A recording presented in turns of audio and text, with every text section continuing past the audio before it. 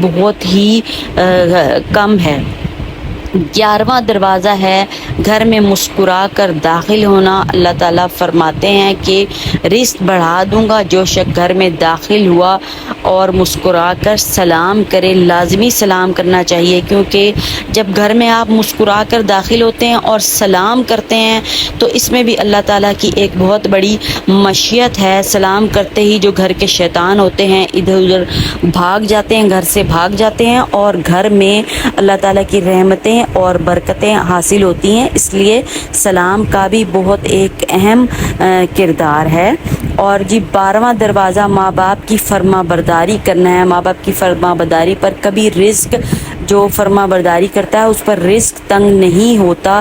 تو ویور ظاہر ہے ماں باپ ساری زندگی اپنی اولاد کے لیے خرچ کرتے ہیں، اسے پالتے ہیں، پوستے ہیں، اور اپنی پوری جوانی اپنی اولاد پر لگا دیتے ہیں۔